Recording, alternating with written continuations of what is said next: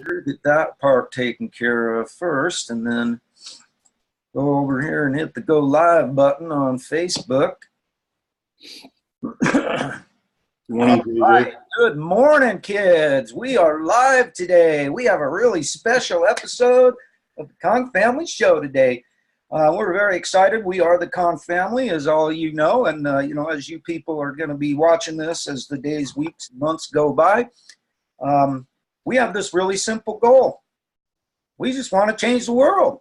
And, there's a lot of people out there who may think that's kind of a crazy, lofty, unattainable goal. But, hey, we're here to tell you right now that it is not only attainable, but we're making it happen every single day. That's one of the great things about this is we get to actually watch it happening.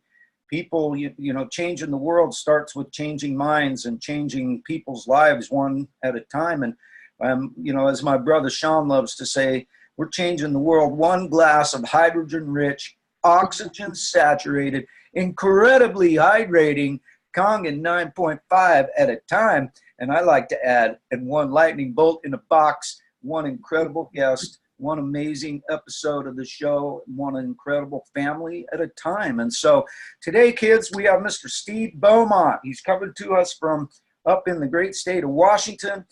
And what we're going to talk about today is restaurants, because this is kind of a little bit of a peeve of mine. As you guys know, I have all kinds of little pet peeves about things. Some of them are important, some of them not so much. But ever since I started drinking Kangen water, I can't really stand eating out at restaurants anymore. Even some of my favorite places to eat, I don't like going and eating there anymore because I happen to know for a fact that I'm eating tainted tomatoes, tainted cucumbers, tainted lettuce, tainted everything, and it, I just have such a hard time now with it. Oh, look at here, kids. Here's my sweetheart. Oh, love you, honey. She's off to work. Have a great day, sweetie. Will you shut that door for me, please? So anyway, kids, yeah, I want to, one of my goals is to try and start getting restaurants on board, getting them into the program so they can clean all the poisons and toxins and things off of their vegetables. So, we get fresh vegetables that don't have, who knows what. I mean, that's the thing for me, Steve, is that when I first cleaned up, one of the things when I first looked at the demonstration and I saw the stuff that came off of the cherry tomatoes, I was like, wow, that's crazy. And then, but it wasn't really any big deal to me until I did it myself. And now for 2.5 years, I've been cleaning stuff off of my vegetables. I've even been cleaning stuff off of my own garden, stuff that comes out of my own garden, of which we don't put any kind of contaminants on. We just water it with some of the best water in the world. But yet the things that are coming off of the stuff in my garden blows my mind. But I in 2.5 years of doing it, I still have not gotten used to what comes off. And one thing I'd really love to do is figure out some way to take samples of this stuff, send it off and test it and find out what in the hell is in there, But anyway, for today, kids, we want to try and teach the family how they can approach restaurants. And so that's why we're so grateful that Mr. Steve Beaumont is willing to come in and give us his time and his knowledge that, this is just another way that we're working on changing the world. So, Steve, thank you very much for coming in with us today, buddy. How's things going up there aren't you in Seattle? Oh, you're muted. Let's unmute you.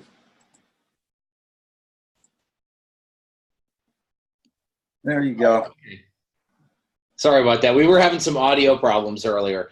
Yeah, I'm here in the great state of Washington. It is a rare rainy day here in July. So we don't get a lot of rain in the summer. Today, it's actually, to be honest with you, it's kind of a relief right now. It's kind of nice. But yeah, I'm here in Washington State, and we have a huge Kangen family here in Washington. A great group of people that all work together and help each other out, and I'm very honored to be from this area and sharing this with the world. So thank you for having me on. We were chatting a little bit earlier before you started the call, and we were talking about how you're afraid to go out to eat in restaurants because, what you were just talking about the food and how more and more restaurants need to get on board with this. And I completely agree. The thing is, when I first saw this about 5 years ago, I was working in the restaurant business. I actually spent close to 18 years of my life in the restaurant industry. I've done just about everything you can do in that business, from cooking in the kitchen to waiting tables to bartending to managing to doing banquets and sommelier. I did that for a few years. So I've worked in a lot of different departments, and I've seen the industry as a whole for so long. And when I saw this technology for the first time, the first thought that I had, other than, wow, I really need to get one of these machines because now I know why I'm sleeping better, my next thought was, wow, restaurants can really benefit from this. And I started to see where we could take this. And that was something that really excited me. And once I started getting a little bit of a knowledge base and feeling more comfortable talking about the product and what it can do, I started kind of getting my feet wet and introducing this to chefs. Because obviously over the years, I've built a lot of relationships with chefs and restaurateurs and restaurant managers, where I've been able to start talking about this a little bit. And that's more or less how I got started into this whole deal of trying to share this with restaurants. And since then, I've made a couple videos that have kind of gone viral on YouTube and on social media. And it was really cool because at the convention in San Diego a few weeks ago, I had several people come up to me and say, "Hey, you're that guy from the restaurant video." So it's kind of been something that's gotten my name out there, which is a good thing. But I think it's really cool how people are using those videos, because that's exactly why I put them out there. I put them out there for everyone. It wasn't just, hey, look what I'm doing. It's hey, this is something that you can do. This is where we need to start focusing on putting this technology, because it impacts everyone. Makes a ripple effect. So really exciting stuff. Mute myself here. Yeah, I'm really excited about the prospect of learning how to approach restaurateurs.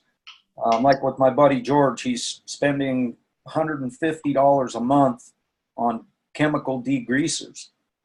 And that's a lot of money. I was telling him, George, if you invest in Kong, once it's paid off, then your degreaser is virtually free for the rest of the time that you're doing this, And so it seems like such a no-brainer to me. But of course, having Kong is a no-brainer to me all the way around, whether it's for people or for restaurants or anybody else. Quite frankly, it's an absolute no-brainer to me. But obviously, that's not the case with a lot of people.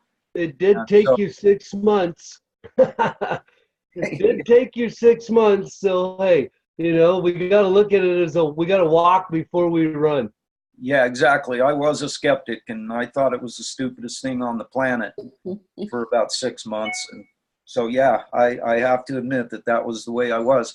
But having some sort of a understanding of the best way to go about talking to restaurants would be quite helpful, not only to myself, but I'm sure it'd be quite helpful to the rest of the family. And so, yeah, Steve, anything that you can add that can help us out? I know for me personally, one of the problems that I've ran into that I'm not sure how to solve at this point is I've got a restaurateur who wants to know the technical aspects as to how he can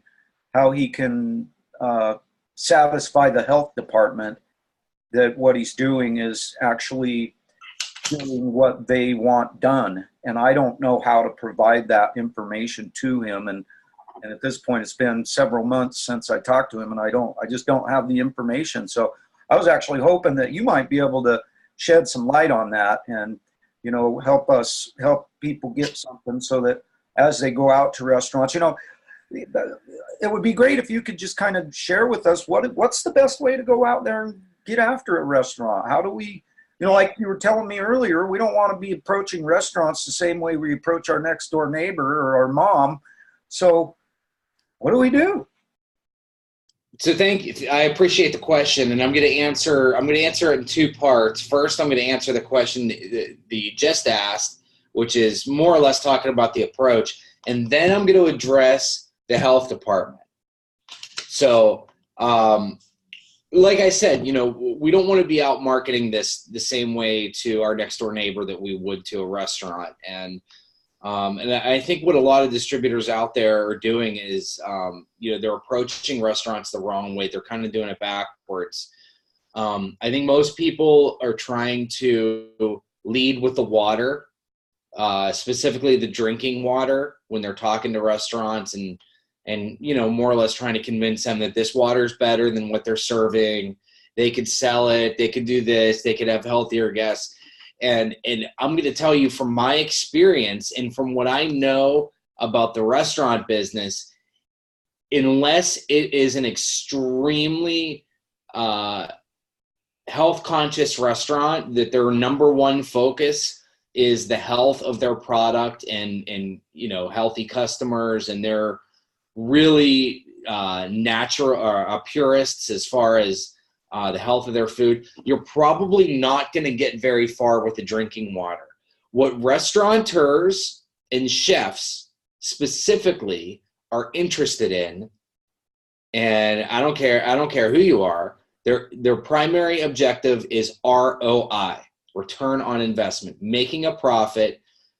Food cost is king in the restaurant business, and most people don't understand what food cost is.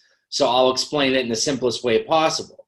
A hamburger costs you $2.50 to make, so you sell it for $10. Your food cost is 25%. Does that make sense? That's a really good food cost, by the way, for the restaurant business.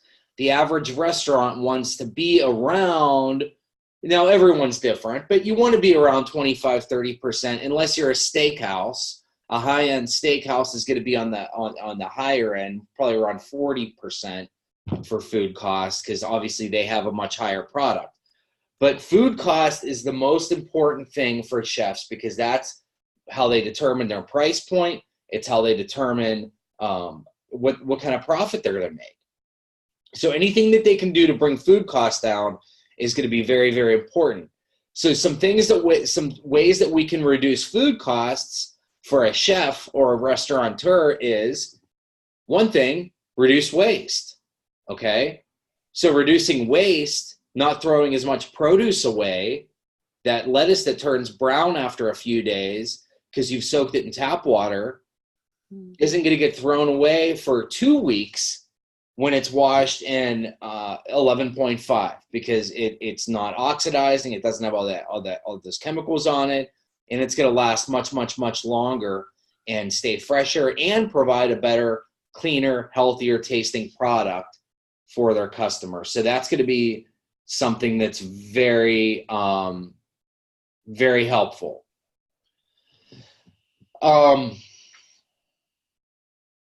The other thing that is a huge concern for chefs and restaurateurs is cleanliness, obviously, because the health department, especially in Washington, is extremely strict, and they're getting more and more strict about their standards.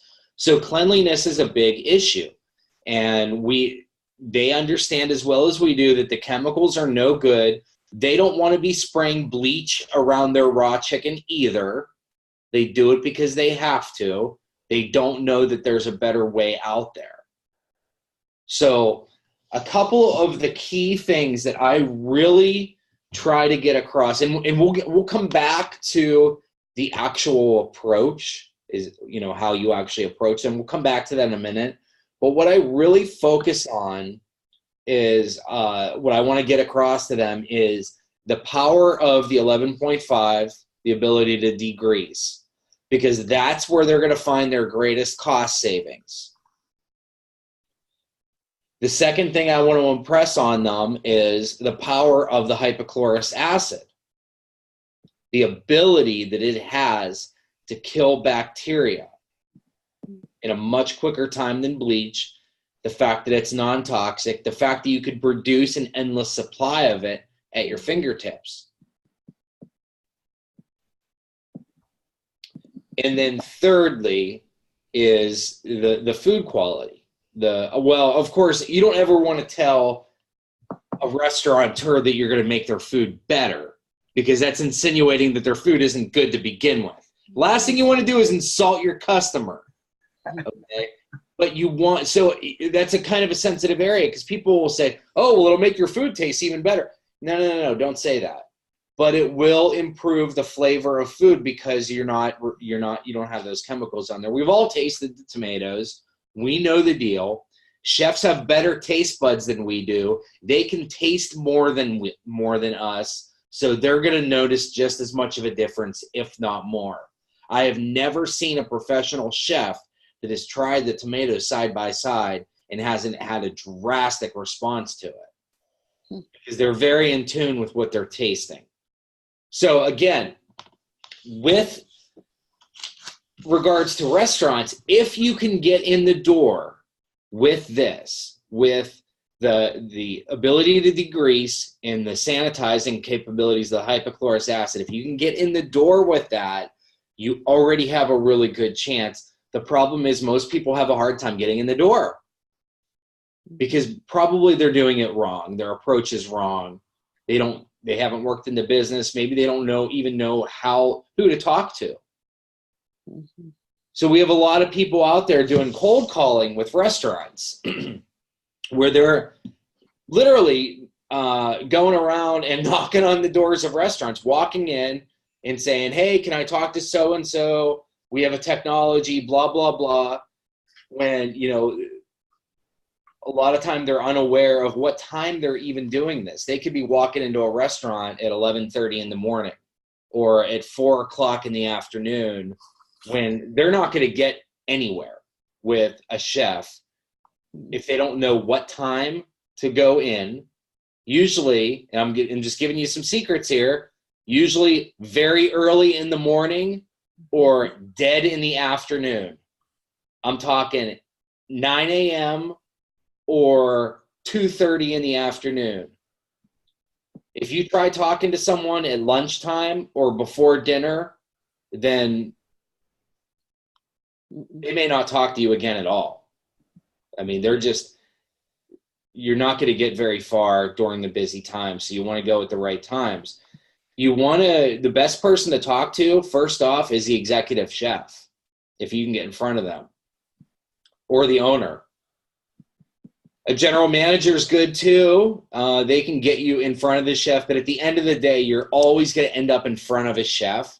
So if you can get in front of an executive chef first, or a sous chef, then that's your best bet. So how do you do that?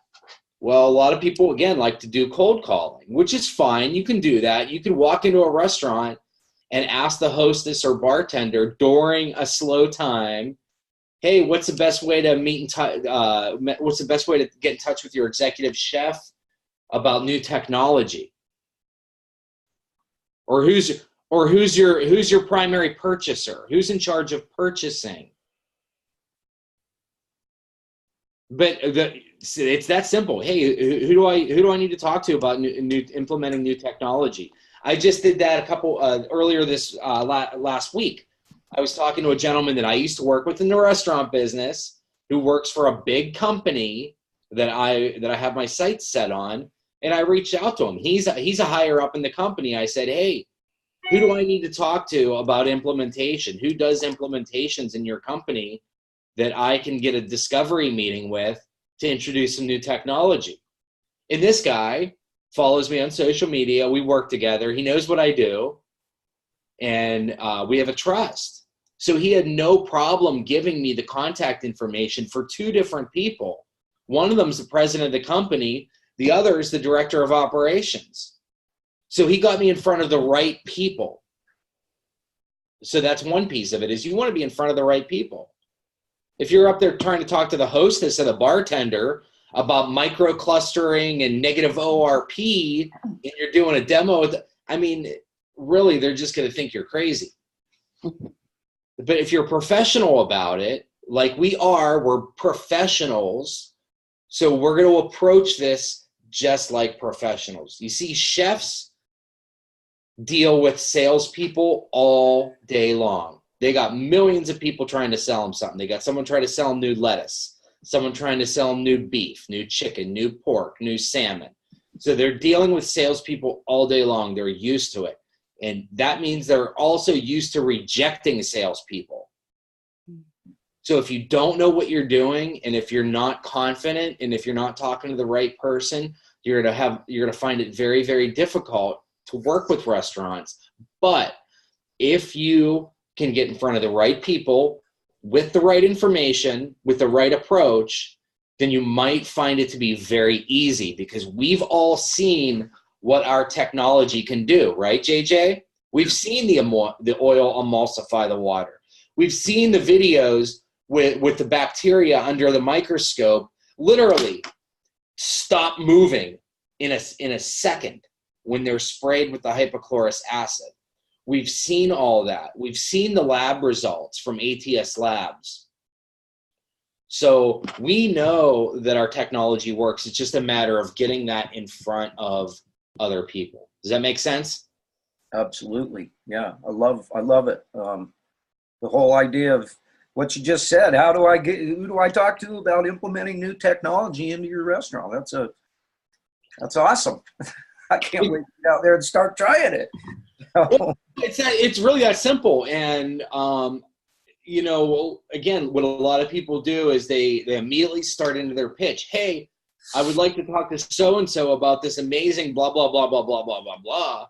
And, they're lost before we even have a chance. But if you keep it simple and professional and matter of fact, hey, I'm here to sell you something. Who do I talk to about that? It's okay to be selling something once in a while. You know that, right? It's okay to be a salesman. The world operates on sales. So the world needs people like us. So just embracing who we are. Hey, yeah, I'm a vendor. I have a new technology for your restaurant that is saving a lot of money for people. Who do I need to talk to about this? Yes, I love it. Obviously, if you could build a relationship first, that's the best way. So if you're prospecting a new restaurant where you don't have a personal relationship with any of the employees, what do you think? What would you say the first step, JJ, is in developing a relationship or making contact with that restaurant?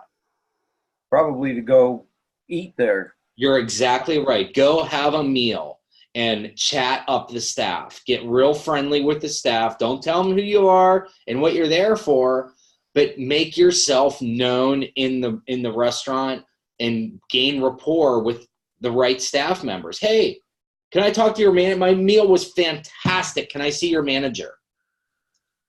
And bring the manager over and give them a glowing compliment on the meal, on the service, on the atmosphere, on the whole experience, and start building rapport. And then go back again next week and do the same thing. Tip well. Be courteous to the person who seats you. I'm going to repeat this. Tip well. Yeah. And compliment the chef if you have the option to do that. Hey, I'd love to pay my compliments to the chef when they come out. Hey, I'm JJ. I just wanted to let you know I eat at a lot of restaurants. In fact, I work with a lot of different restaurants in my business. I just wanted to let you know that this meal was top notch. And I appreciate what you guys are doing. And I'm going to be back again real soon. And I would love to talk with you more. That's it. Yeah. And then you've opened that door. And then from there, you can, on your timing, however you feel that the right timing is to progress down the line. But yeah, just get in there, have a meal, make contact with some people, and make new friends. It's the best thing I can say.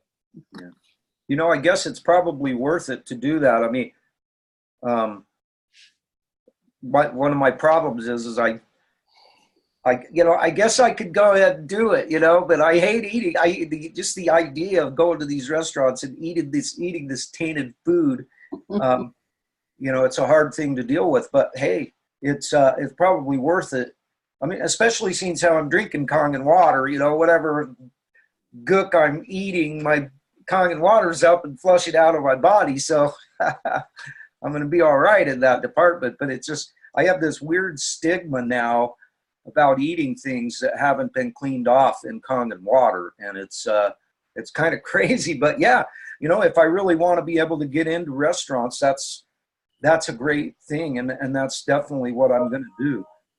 Because there are a lot of good restaurants out there that I do like eating at, that I always ate at before.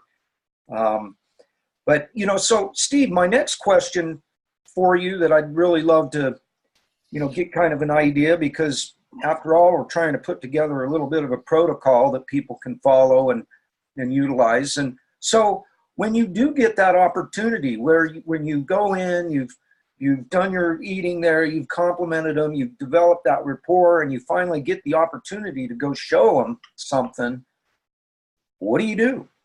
What's your modus operandi of explaining to them what this is all about?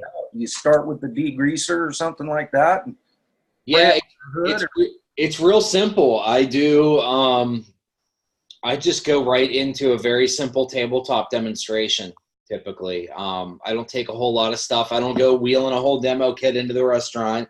I got my backpack with a few things in there, and that's all I need. I got some cups, a couple cups. I got a little sesame oil. I got a jug of 11.5. I have some tomatoes with me. And that's really about it. Maybe a bottle of Dasani or something like that. And that's about it. And I just more or less go in there and I just give them a real brief explanation on what the technology is, where it comes from, how long it's been around, how it's been used, primarily in commercial uses, restaurants, hospitals, hotels, various places around the world. And I basically, this is a technology that's going to replace most of the cleaners most of the chemical products in your kitchen. And you're probably going to think I'm crazy, but I'm going to show you how it works, and I'm going to allow you the opportunity to test it in your kitchen. So I just do the simple oil thing. I just, blah, blah, blah, water and oil. They don't mix. I do that deal, and I blast through that sesame oil. I wash some tomatoes real quick. I allow them a chance to try the tomatoes, and then I more or less just kind of sit there and allow them to ask me questions. The demonstration itself takes 2 or 3 minutes. It's nothing elaborate. Usually what they'll want to do is they'll want to try it out in their kitchen. So we'll go back there, and this has happened many times where I'll go back there into the kitchen with my 11.5, and we'll grab a bar towel, and I'll take some 11.5 and put it on that bar towel. And then usually the first place I like to go is the grease traps or the hood filters. And I'll just take that towel and wipe it along their hood and show them what's on that towel. And that's usually enough for them to really stop what they're doing and take a look at this. Because when I first started talking with Chef Jason Wilson, who is the proprietor of the Lake House, I was doing the same demonstration for him. This was a few years ago, and we were in his kitchen at Miller's Guild in Seattle, and I did this. I showed him the oil, and as soon as he saw that, after an explicative came out of his mouth, he looked at me and said, "That's not even possible." I said, "Oh yeah, it is." So he took a towel, dipped it in that 11.5, walked over to his hood, wiped it, looked at the towel, looked at me, and goes, "Well, I can't say no now. I guess I have to get one of these." And that was it. So people, when people ask about how the Lake House came to be, that's it. That's the big dramatic story. It was nothing more than a little bit of oil or grease on a towel for him to see that. And from there, the gears started turning and all the different possibilities and uses for this came out. The point I'm making here, JJ, isn't necessarily what I did to show him. It's the fact that I was in the door showing him. Because, again, we know that our technology works. And if we can show an executive chef or a restaurateur that emulsification of the oil from water that we can drink, once we get them past that disbelief, that initial shock of what kind of snake oil are you selling me here, once we get past that, then there's the real breakthrough.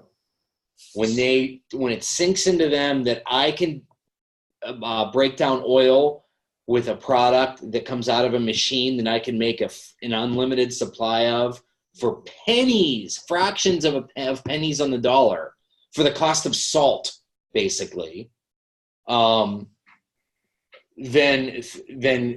things start really moving. Yeah.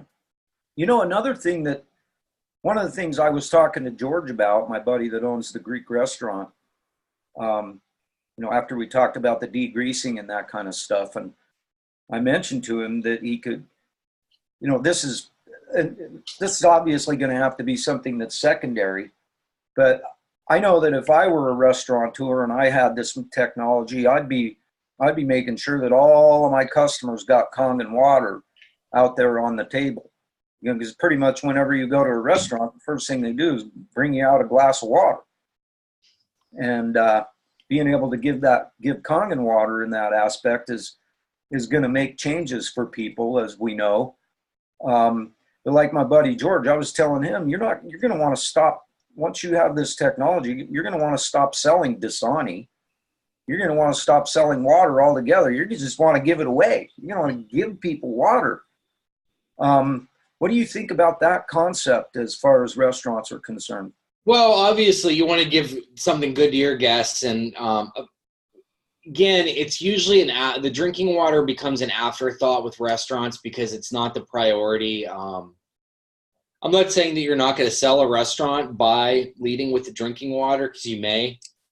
But most restaurants, it's not going to be powerful enough to get them to spend $6,000 on a piece of technology when they have so many other operating costs to deal with. But one thing I do like to mention as an afterthought is the fact that is the employees, because what they are interested in more productive employees. And if you can get your staff to stop drinking the Red Bulls and the Rock Stars and to start drinking good water, then they're going to have more productivity. They're going to have more energy. They're probably going to treat their guests better. It's going to be a better working environment for them. So that was something that was very attractive to Chef Jason in the Lake House, was he loves giving that water to his employees and knowing that they're drinking something healthy and that they're taking it and sharing that knowledge with someone else. So, I mean, we're getting the word out to the rest of the public through restaurants this way as well, through the employees and through the staff, where they go home or they go to their other friend who's a chef or works in a kitchen and say, hey, listen to this thing that we have in our restaurant and what it does. So we're slowly getting out there that way as well. I want to circle back because I forgot to answer the second part of a question that's very important, and that's regarding the health department. So obviously each state has their own health department and they operate independently. I'm not entirely sure what the regulations are for the different states and their health departments in regards to this technology. I do, however, know for a fact that the FDA has a list of approved uses for hypochlorous acid as it relates to food service. I posted that link in the chat bar on this call.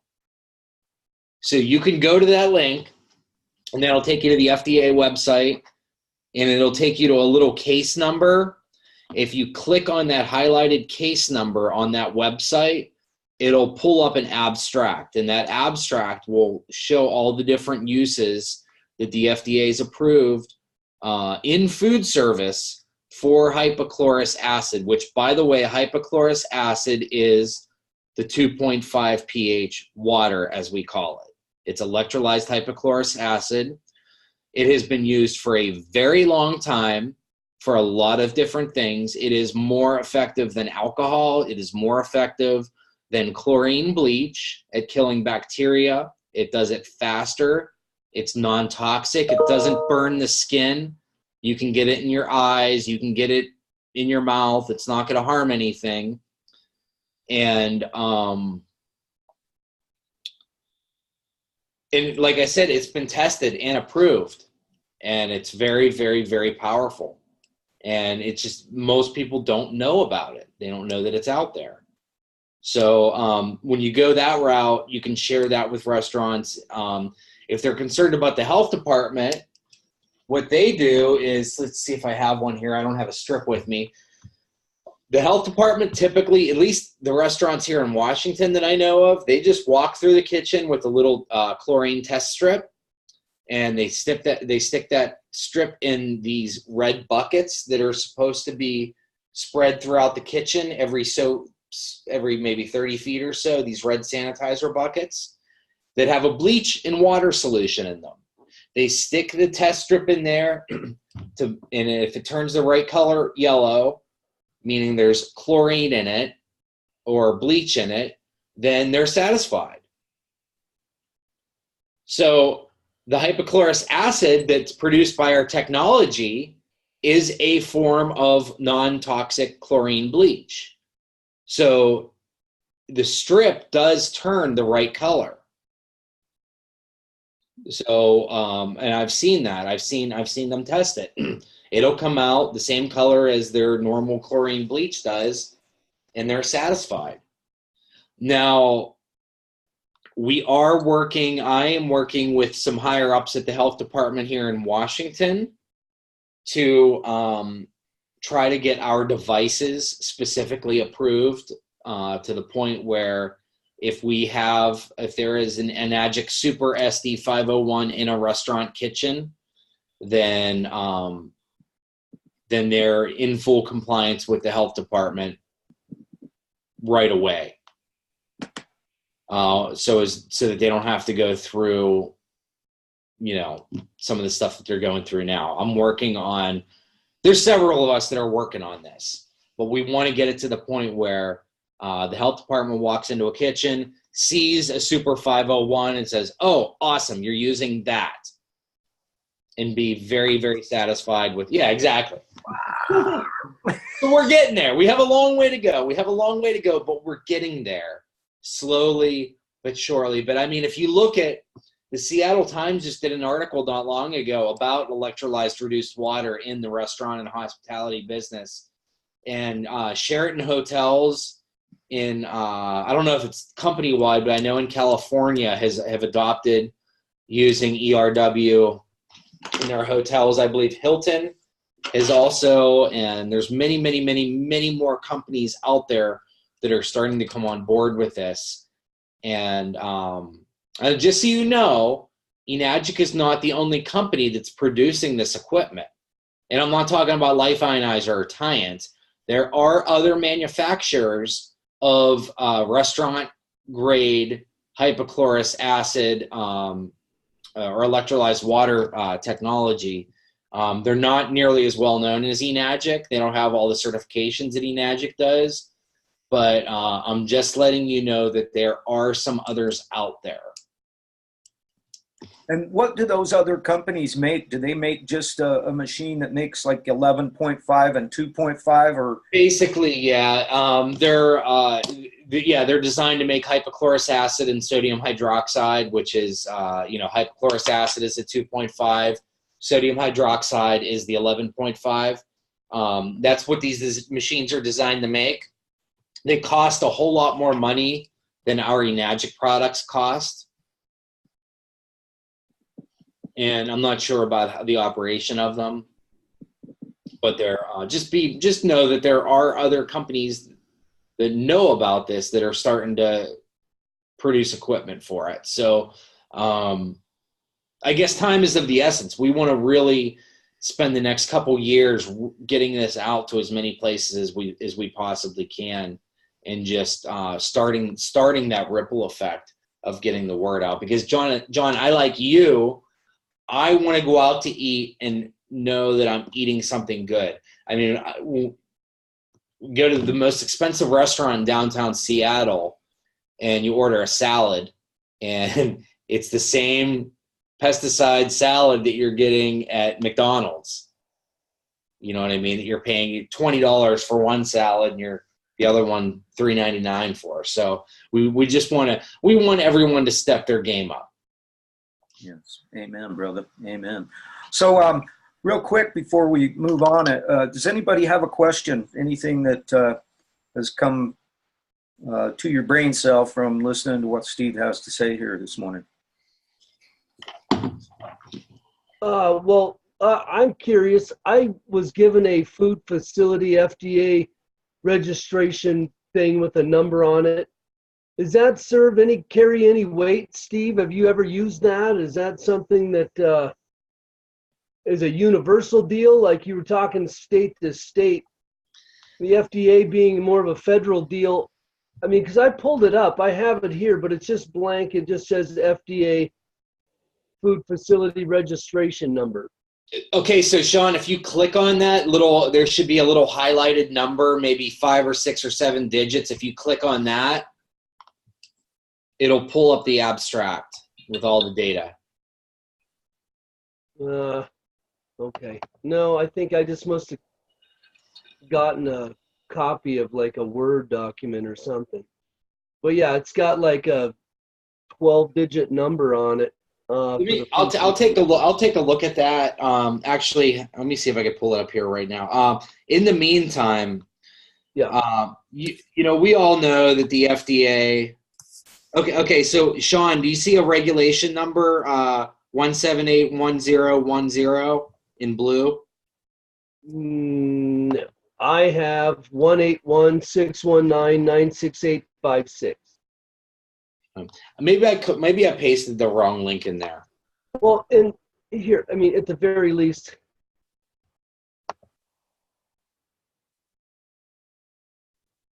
this is the one that I have. Oops. That's the one that I have. Oh. And I don't know what it means. It's kind of been, someone posted it a while back. I think I might have just saved the link. And I can send this to anybody, but I'm curious because there's such a protocol and a bureaucracy about it all. I mean, I'm wondering to what degree, if at all, this carries any weight in the essence of communicating to people in the restaurant business. So, Steve, do you have that thing on your computer? Any chance you might share your screen and bring it up? Down on the bottom, there's a share screen button. If you just hit that like Sean just did, you can share your screen with us. Okay. You guys see my screen here? Yes, sir. Yes, sir. Gorgeous shadows. Oops. Okay, nice. There you go. Ooh, I want to get that Seattle Times article.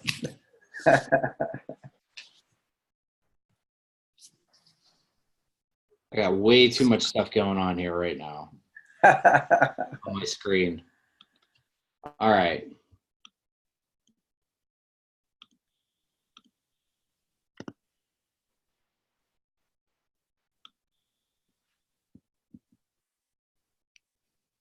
Bless your heart for sharing this with us, brother. Yeah. All right. So you guys see this? I see. Yes, sir. First, let me show you what this is a screen it takes you to. This is the link I copied and pasted into the chat bar. Oh, of the Facebook Live? No. Of this meeting. There's a link in the chat bar. So if you click on this regulation number, then it takes you to this. And it starts listing all of these different. See that? Holy tea moly, Yenheimer. Wow. Thorough. Look, Very thorough. Yeah. It's right there from the Fraud and Death Administration themselves. Awesome. Yeah, thank you for that, Steve. That's what I've been looking for. That's what I needed to be able to go show the owner of this awesome Philly cheesesteak place that, you know, when he smelled that hypochlorous acid, he went, "Oh, whoa, what's that all about?" You know, all of a sudden he was interested, and that was all it took, was just simply shaking that stuff up and letting him smell it. Because after smelling it, and it kind of gave his nostrils a nice little burn, and you know, he's like, "Whoa, man, that's there's something there, you know, there's something going on here. I don't know what it is, but And so yeah, he immediately got kind of interested with that.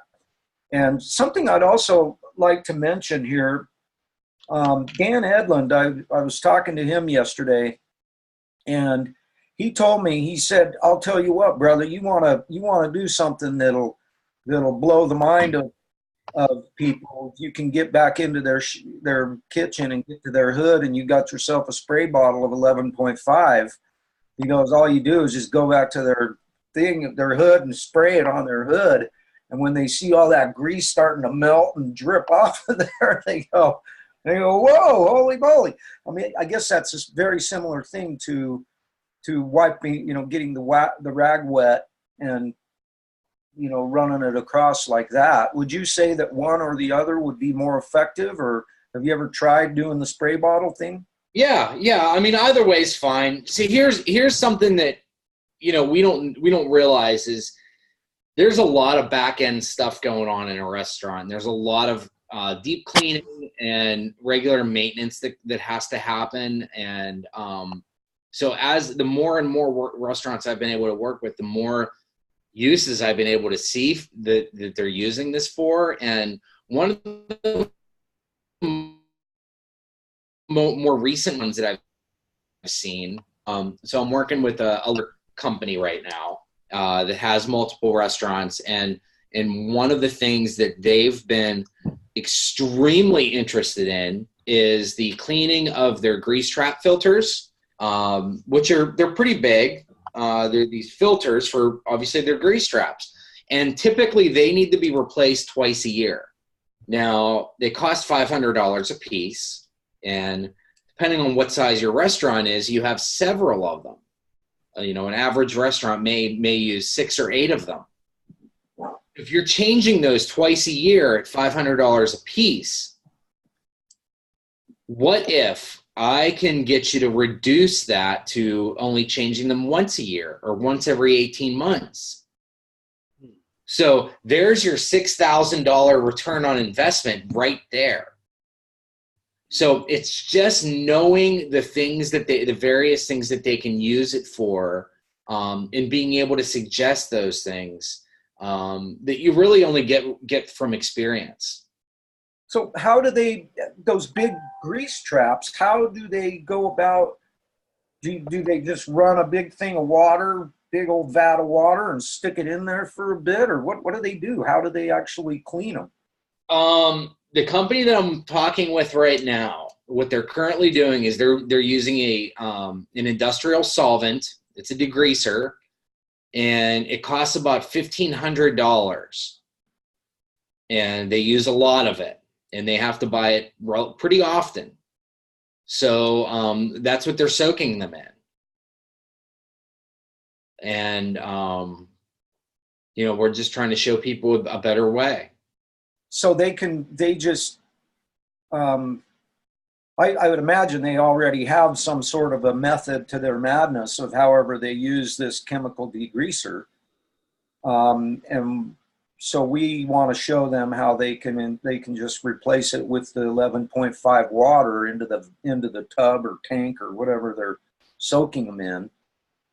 Right. That's probably the first place, you know, one of the best places to start is if you can get into the kitchen is, you know, I would say go for their grease traps or their filters right away or their hoods and show them what we can remove from that.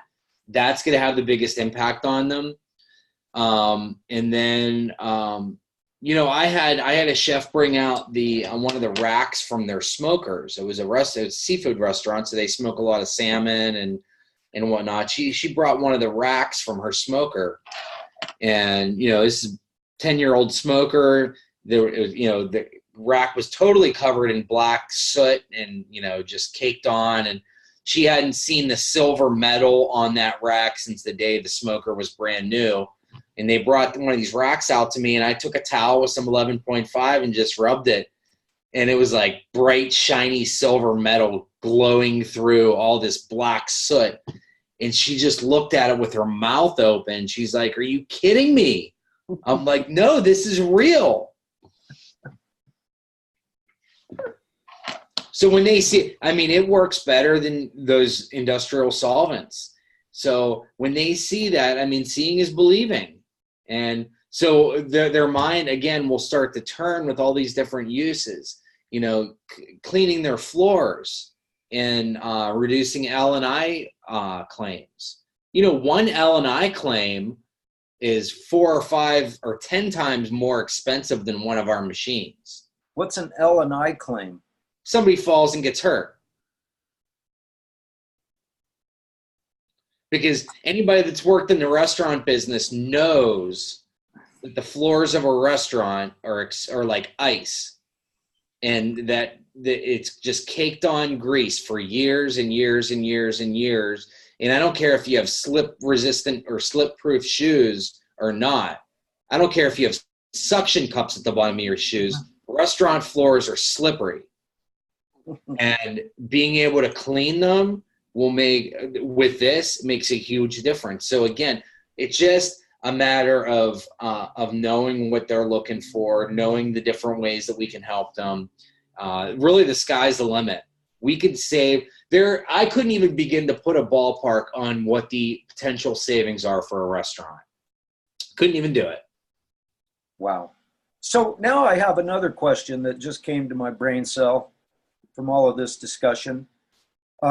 When you go in, you got an opportunity to go meet with a master chef or an owner or whatever. How old is the water, and what are you making it with? Do you have a K8 that you make the water with? Do you make that water like right before you go? Do you have that water made a day before or something like that? Have it, because I've heard, I'm not sure how accurate this is, but I've heard from people that the 11.5 water actually gets a little bit stronger if it sits around. And so I'm wondering what your protocol is in that regard. Do you run it, come right out of the machine with it, or do you have it sitting around? Great question. So yes, it does get stronger as time goes on, but I mean, to answer your question, it just depends. I mean, I always have 11.5 sitting around. I do a lot of demos, so I have one of the Blackie Magic jugs of 11.5. I usually have 2 or 3 of those full at any given time, just sitting around, aging, getting stronger. But to answer your question, honestly, my K8 it'll emulsify right out of the machine. So I could fill up a jug of 11.5, get in my car and take it to a restaurant and do a demo and be fine. A lot of times the SD501s will emulsify right out of the machine too. Depends on where you live, just how clean your machine is. A super will emulsify right out of the machine as well, by the way. I'm fortunate enough to live really close to the Magic office. So what I was at, the company that I've been most recently working with, the first time I went to them, and then a couple times they came up to our office to check out the technology. So I was able to send them home or send them back to the restaurant with 11.5 right from the super, because we have one set up at the office. But I highly recommend filling up a couple black jugs of 11.5 and keeping them in your closet or in your pantry or under your sink or somewhere, and allowing those to get, a week or so old. before you go and do your demos, because it will work better as you let it sit. Interesting.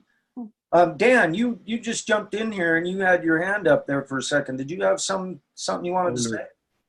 No, I was just waving good morning. I just slept really hard last night, so I apologize, Steve, for missing the beginning. Good to see you, buddy. That's what happens when you drink Kong's water, baby. You sleep like a rock, man. Yeah, I slept like a rock last night. Awesome. So, I got another question for you, Steve, that has always perplexed me. And I'm wondering if you've ever ran into an issue with something like this when you're doing a demo at a restaurant when it comes to the grease. I personally, now I've never tried it with sesame oil. I've tried it with all kinds of other oils. I've even tried it with like grapeseed oil. But I have never been able to get my 11.5 to emulsify oil, not once. And I wonder why that is, and if that would be something, have you ever had a situation where you put the 11.5 on the rag and you went up and wiped the thing and it didn't take it up, it didn't do what you thought it was going to do? Well, in regards to the oil emulsifying, I've been in areas where I've taken my machine, and the same machine that emulsifies oil right out of the spout here in my house, I take it somewhere else and it doesn't work. That's happened. I think a lot of that has to do with the mineral content in the source water. For example, my mom's place down in Palm Springs, I cannot emulsify oil with that 11.5 unless I let it sit for a day. It'll still clean the fruits and vegetables. It'll still do all of that.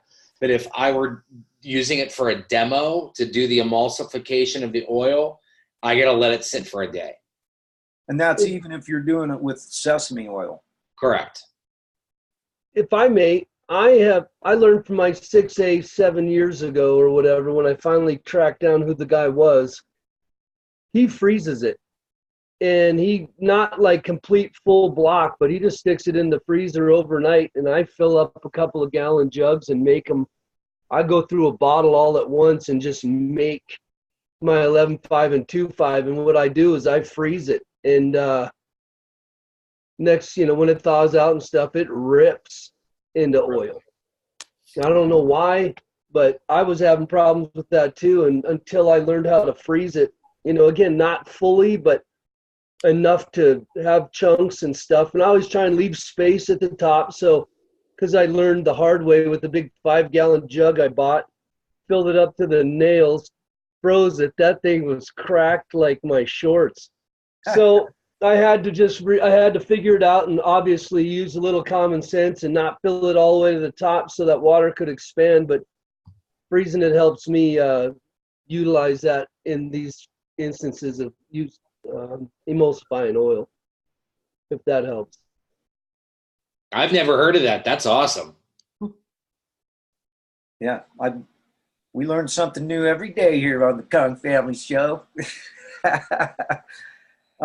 Hey, John, got a question on the live side. John Stevens asked what the link to the info of the 2.5 was. I can actually put that in here for you right here, John, because I copied it. Well, there it goes. Yeah, there's the link. And so there you go, John. That's the link to the 2.5 info. There we go. I think that should get it to you. So yeah, that's an interesting thing to do. That's the one thing I wanted to try and learn a little bit about, because just the idea of going in and getting the opportunity to show somebody something and then having it like not do what I'm expecting it to do, because I did have that happen with one of my good friends who lives about 15 minutes away from me. He bought a K8. And I told him, yeah, get some veggies, get some tomatoes or something, get some apples. And when I come up and hook your machine up, I'll show you. I'll clean off these tomatoes. And heck, I ran the water out of his machine. It was nice and slippery, just super, super slippery. And the 2.5 was really stinky. And yet it would not clean anything off of these tomatoes, nothing. It's literally tomatoes and apples sat in this water for literally about an hour because I was on the phone with the Najik going, what's wrong with this machine? You know, I spent like a half an hour on the phone with the Najik technical support trying to figure out why in the heck nothing was coming off of these tomatoes. And no matter what I did, I could not get the anything to come off of these tomatoes. And I was so perplexed by it. I actually took his machine and those tomatoes, those very tomatoes and those very two apples, I boxed them up and I took his machine and I brought it down here to my house. I hooked it up to my water and it immediately cleaned the garbage off of those tomatoes and those apples. And I had to take pictures of it and show him because I wanted him to know that there was nothing wrong with his machine. It had something to do with the source water. Source water, yeah. And I didn't know that beforehand, which I guess it was a good lesson to learn, and I'm glad I learned it on a good friend of mine, that so it didn't end up costing me, you know, a sale or anything. He did like, send this piece of crap back. It doesn't do what it's supposed to do. You know, because I was wondering whether there was something wrong with the machine or something, quite frankly. And as it turns out, it was just a source water problem. So that was a good thing to learn. But yeah, I guess the reason I'm asking these questions is because my biggest nightmare is to work hard and get the opportunity to go meet with somebody and then have it not do what it's supposed to do. You know, I need to make sure that I've got it the right way, that I've got the water at its most powerful state. And I've always been confused about whether you're supposed to use it right out of the machine or whether it actually gets stronger as it sits around. And so your recommendation is to, like, if I know I've got a meeting tomorrow with somebody, that I should get that water filled up tonight and let it sit there. Do you have any idea why that is? No, not technically, no. You know, obviously we want to drink the water as fast as possible to get that good H2 dissolved hydrogen. Sodium hydroxide is a different thing. I'm not sure exactly what it is that makes it stronger as time goes on. That might be a good question for someone like Jerry Kostica, or someone else that has more, or maybe even Sam Tran. He might even know. Yeah, that's a great idea.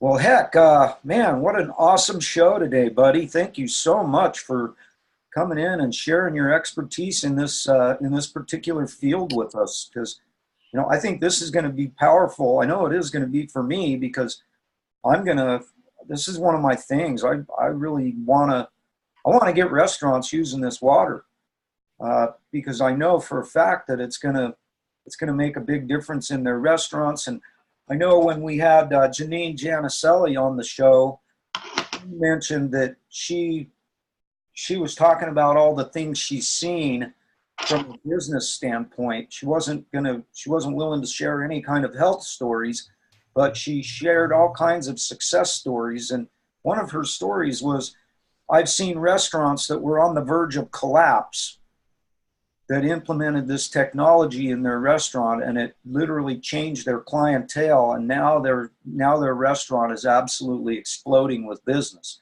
It's amazing. And I thought, you know, when I was talking to my buddy George, I was telling him, dude, man, this is going to give you an edge.